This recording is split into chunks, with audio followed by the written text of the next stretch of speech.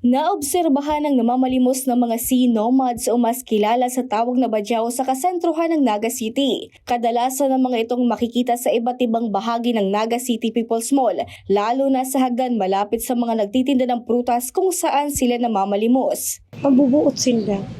Gumambanda sa pwesto mi sa saro, dakul duman. Pag-udto, dakulon duman. Tapos pag gusto nindo mahiling sa mga karihan, nagkakarakan. Kaso hapon dyan, 5 badyaw ang kuyan dyan sa hagdan. Mamalimos lang, hanap buhay ninda.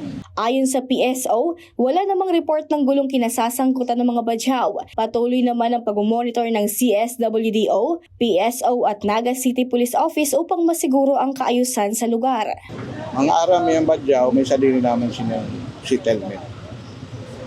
Almost puro mga taga-Pasakaw yan. Lalo duman sa may party kang Balugo. Kung sityo mainit, yaon sila duman gaw. Yun yung mga yaon digdi, siguro tios-tios na. Digdi naman nakista. Oo, hindi ka naman. Kaya mabilang naman lang sa muro. Unlike ang mga nakagi, mailing mo dyan sa irarom, tiripon. Pukulit, mga aki lang ang magpukulit. Kasi yung sarap, pag may kang jeep, masarap din. Mga tricycle, sa tukaw. Kung once may nagreklamong establishment or persona, yaman kami. Sa tabang kang DSWD kang Naga, tapos kang Naga City Police.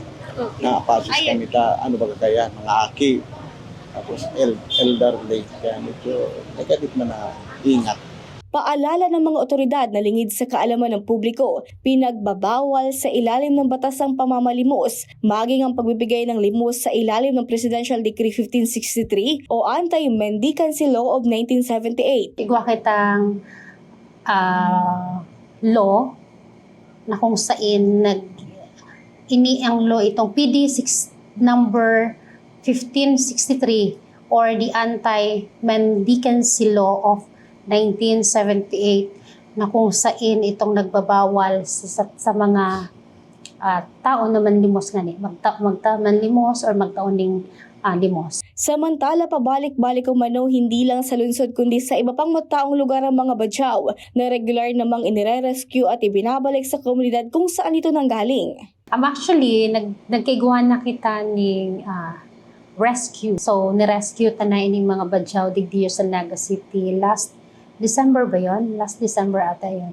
So, nagkaigwa kita ng rescue sa inda and na-turnover ni. And nakaulay na din si mga family kaning badyaw na ini. So, sa ngunyan, ang ginigibuta, since igwa naman nga ning nanunutaran digdi sa Naga City ng mga badyaw, more on pagirumdum and pagsusaway na if possible, dahil mag-gibo ning anumang gulo para mapanatili ta itong kaayusan kang Naga City. Ang support kang PNP kaya, as long as na mayo sindang ginigibong maraot, mayo sindang naapektuhan, mayo nagrereklamo, so kita hanggang sa pagsaway lang kita na pagpagirumdom sa inda. Pero pag once na may guwan na nakaabot sa mo yung reklamo na ini nakakadanyar na, so that's the time na kita ma-react kung if possible tataanan taning aksyon kung anong manindigong aksyon laban naman. Sa ngayon, patuloy ang pagbabantay ng mga otoridad sa lugar upang mapanatili ang kaayusan at kaligtasan ng publiko. Regine Boy, CSN.